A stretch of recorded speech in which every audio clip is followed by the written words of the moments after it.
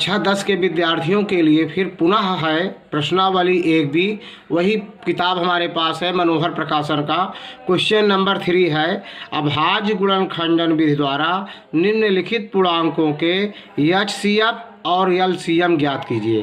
अर्थात highest common factor महत्तम समापवर्तक और लीस्ट कॉमन मल्टीपल लघुत्तम समापवर्त ज्ञात कीजिए। तो 3 है। पहला प्रश्न है 12, 15 और 21। दूसरा है 17, 23 और 29। तीसरा है 8, 9 और 25। 3 सवाल दिया, तीनों एक ही मेथड से लगेंगे। हम आपके लिए दूसरा हल कर रहे हैं। दूसरा प्रश्न है 17 और 23 और 29 का मासा हम निकाल रहे हैं। पहले मासा बराबर, अब 17 का भाज्य गुणनखंड हम करेंगे तो 17 गुणे 1। दूसरा है 23 का भी कोई गुणनखंड अब नहीं किया जा सकता है, इसका 23 गुणे 1 होगा। और 29 भी एक अभाज्य संख्या है, इसका भी कोई और इसे नहीं तोड़ा जा सकता है। 29 गुणे 1 लिखेंगे। अब मास नीचे लिखेंगे मासा बराबर। अब जो तीनों में सार्व हो वही ले लीजिए। तीनों में सार्व क्या है? 1 है, तो मासा बराबर कितना हुआ? 1। कहने का मतलब ये तीनों संख्या किसी अन्य संख्या से नहीं विभाजित होंगी। इसका मासा कितना होगा? 1 होगा। अब इनका तीनों का लासा लेना है। अब इसे यहीं पर लासा लेना है, लिख दे रहे हैं लासा बराबर। लासा में आप देखते हैं कि जो दोनों में हो या तीनों में हो उसको लिखिए, और जो ना हो उनको भी लिखा जाता है। ये 17 अलग है, 23 अलग है, 29 अलग है, अलग अलग है, तो तीनों संख्या लिख दिए जाएंगे। 17 गुणे 23 गुणे 29। अब इसका गुणा करेंगे आप। 23 और 17 का जब आप गुणा करेंगे, 23 और 17 का गुणा करेंगे 391 होगा। अब गुणे 29 से गुणा कर लीजिए। 9 का नाम 9 और 9 9 81 की 1 हंसी लगा 8, 9 त्रिक 27, 8 35। और 2 से गुणा करेंगे तो 2 का नाम 2, 2 9 18, 1 2 3 6 1 7। अब जोड़ दीजिए 9 3 8 5 13, 1 7 3 10 1 11। तो लघुत्तम इसका कितना हुआ? एलसीएम इसका लासा बराबर 11,339। आंसर बराबर 1। और इसका मासा कितना हुआ है? 1। इसका लासा और मासा इस तरह से निकला, देख रहे हैं आप ना। अब क्वेश्चन नंबर 4 देखते हैं। नंबर 4 है, यदि एचसीएफ 306 का दिया गया है, एचसीएफ 306 बराबर 9 दिया है, तो 306 और 657 का एलसीएम ज्ञात कीजिए। इसमें थोड़ा सा गलती है। 306 एवं 657 का एचसीएफ महत्तम समापवर्तक 9 दिया गया है, तो एलसीएम पूछ रहा है। सूत्र है लासा गुणे मासा बराबर दोनों संख्याओं का गुणनफल। इसका ये सूत्र पहले भी वीडियो में डाला जा चुका है। यदि आपसे पहली संख्या पूछा जाए तो लासा गुणे मासा बटे दूसरी संख्या। यदि आपसे दूसरी संख्या पूछा जाए तो लासा गुणे मासा बटे पहली संख्या। यदि आपसे मासा पूछा जाए तो संख्याओं का गुणनफल संख्या के रूप में एबी किताब में आप में अंकित है। एबी का मतलब है ए का मतलब है पहली संख्या, बी का मतलब है दूसरी संख्या, अर्थात संख्याओं का गुणनफल बटे लासा। यदि आपसे लासा पूछा जाए कि लासा कितना होगा, तो संख्याओं के गुणनफल बटे मासा। इन्हीं सूत्र से पूरा चैप्टर आपको हल करना है। अब इसमें क्या दिया गया है कि इसका महत्तम समापवर्तक 306 और 657 का बराबर 9 दिया गया है, तो इनका 306 और 657 का एलसीएम पूछ रहा है। अब इसी सूत्र में रख दीजिए, एलसीएम बराबर संख्याओं का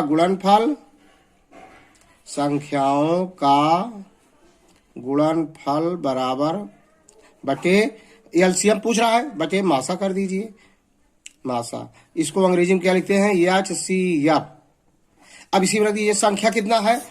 306 गुणे 657। इस संख्याओं का गुणा हो गया बटे मासा कितना दिया गया है? 9 दिया गया है। यहाँ देख रहे हैं 9 दिया गया है, बटे 9 कर दीजिए। आपसे यहाँ एलसीएम का माना जाएगा। अब इसी को हल कर लीजिए।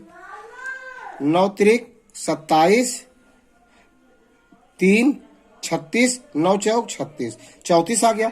अब 34 से गुणा कर दीजिए 657 में।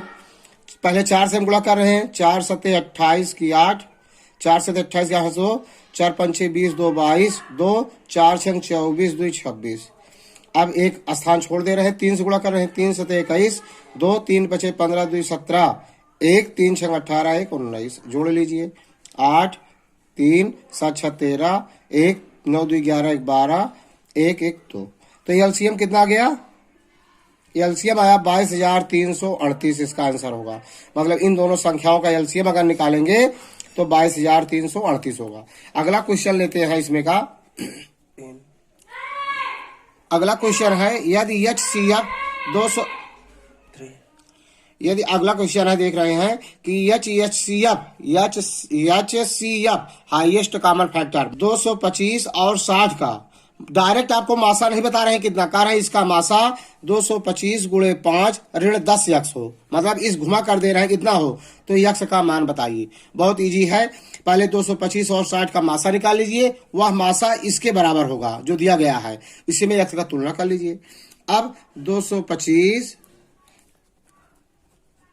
एवं 60 का मासा निकालिए पहले कितना होगा। अब इसका भाज्य गुणनखंड करिए 225 का, 225।